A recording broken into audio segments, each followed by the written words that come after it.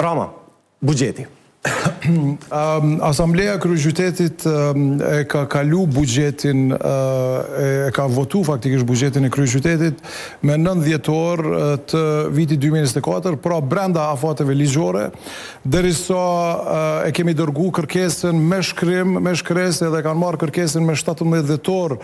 Ministria e Financave, ndërsa e kanë neglizhu, pra kanë pas deri me 31 janar që ta fusin në votim buxhetin e Kryeqytetit, dhe këtë nuk e kanë bo. Pra për 1 muaj e gjys, edhe si tillë, sot Kryeqyteti nuk ka ose punon pa buxhet të aprovum, i cili është aprovu. Edhe s'di çka me folë edhe më shumë, e kemi pa edhe para disa ditësh kryeministri në detyrë vendos vetë, si tha ai, kur cilat komuna e meritojnë buxhetin e cilat nuk e meritojnë buxhetin, kështu që nuk kam çka flas më tepër, pra shihet që thojnë qartë që Prishtina është e bllokuar qëllimisht, edhe për këtë arsye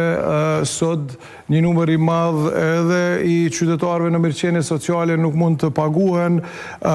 sportistë, organizata të ndryshme të artit, të kulturës, të sportit nuk mundin me marrë subvencione si rezultat, nuk munden me u pagu kompanitë ndryshme si rezultat,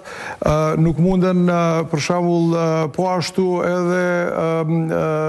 të moshuarit ose edhe fëmijët tanë të cilët shkojnë në qendrat, në shkollat tërditore, nuk mund me pagu kuzhinën për me pagu këto ushqimin e tyre në shkollat gjithditore, pra një mori problemesh të cilat janë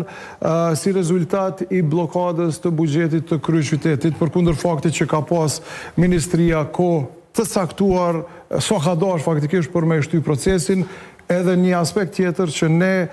po ashtu e keni pa ndoshta që një 3 herë është bloku buxheti në Asamblenë e Kryeqytetit, të 4-ën herë kur ka kalu, vetëvendosja apo gzim s'feshla i kanë nuk ata mikrofonat prej do të thonë prej urrëties që më në fund është votu buxheti i Kryeqytetit, edhe normal gjithmonë e kanë pas ndihmën në nivelit qendror që na ta bëjmë këtë, na ta bëjmë këtë. Pra, janë një farë qeverie autoritariane që nëse si e me ta i armik i tyre.